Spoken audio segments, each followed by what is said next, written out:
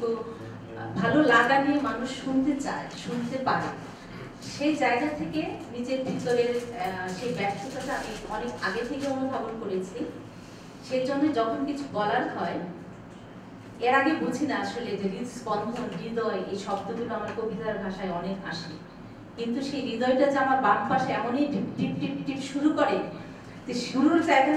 তখন হয় যখনই কিছু বলার সুযোগ আমি পাই কোথাও, কখনো কোনো সময়, সেটা হোক পারিবারিক, সেটা হোক আমার লেখালেখির জগতে। তো সেই জায়গা থেকে আমার মনে হলো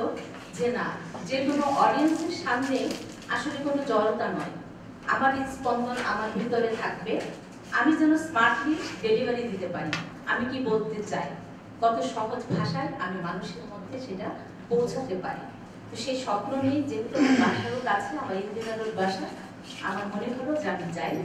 কিছু তো শিখতে পারবো, কিছু শিখবো, সেই সাথে আমার কিছু নতুন বন্ধু হবে। হয়তো আমার বয়সটা অনেক পরিণত, 52+ আমার এই বয়স, হয়তো অনেকে ভাববে এখানে এই উনি আর কি শিখতে চায়, তার জীবনে আর কি শেখার আছে। আমার মনে হয় কথা, শব্দ, অক্ষর আর সেগুলি উপস্থাপন করার যে ব্যাপারটা, যে বিষয়টা মিষ্টি, মিষ্টি কথা আর কথার মিষ্টতা, এই দুটো মনে হয় এত পারস্পরিক একটা সম্পর্কযুক্ত কিছু, সেটা যদি সুন্দর করে উপস্থাপন করা যায়, আমার মনে হয় ঘন্টার পর ঘন্টা একজন মানুষের পক্ষে সম্ভব প্রতিটা মানুষকে মোহিত করে রাখা। আমরা যারা বক্তৃতা শুনি,